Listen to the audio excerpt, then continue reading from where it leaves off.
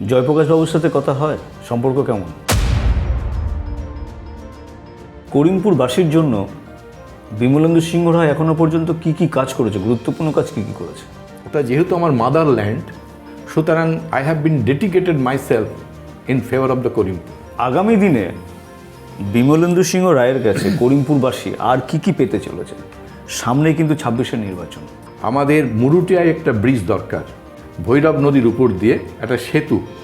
অডিটোরিয়ামে কাজটা পুরো কমপ্লিট হয়ে গেছে, সে 1 নম্বরও কিন্তু আমরা অ্যাম্বুলেন্সটা দিতে চলেছি। আবার যদি আপনাকে মুখ্যমন্ত্রী জিজ্ঞাসা করে করিমপুরের জন্য কি চাও, যে কোনো একটা জিনিস কি চাইবেন? একটা মহিলা কলেজ দরকার। করিমপুরের বিধায়ক হিসাবে গোষ্ঠীদ্বন্দ্ব সামলাতে কি ব্যর্থ বিমলেন্দু সিংহ রায়? কিছুদিন আগে আমরা দেখেছিলাম করিমপুরে পোস্টার পড়েছিল, যারা আপনার সাথে রাজনীতি করে তাদেরকে নাকি আপনি আজকাল চিনতে পারেন না। প্রথম কথা হচ্ছে, এটা একটা হাসির ব্যাপার।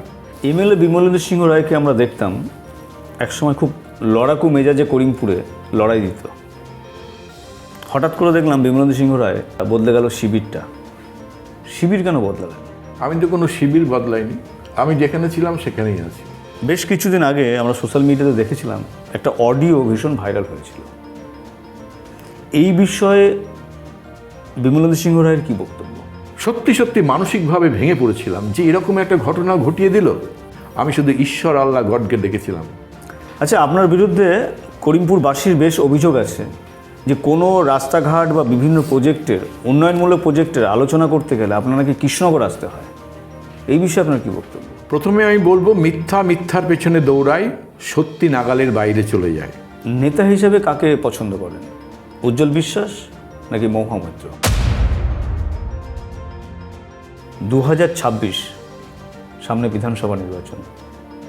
আবার কি আমরা করিমপুরের দেয়ালে দেয়ালে দেখব বিমলেন্দু সিংহ রায়কে ভোট দিন?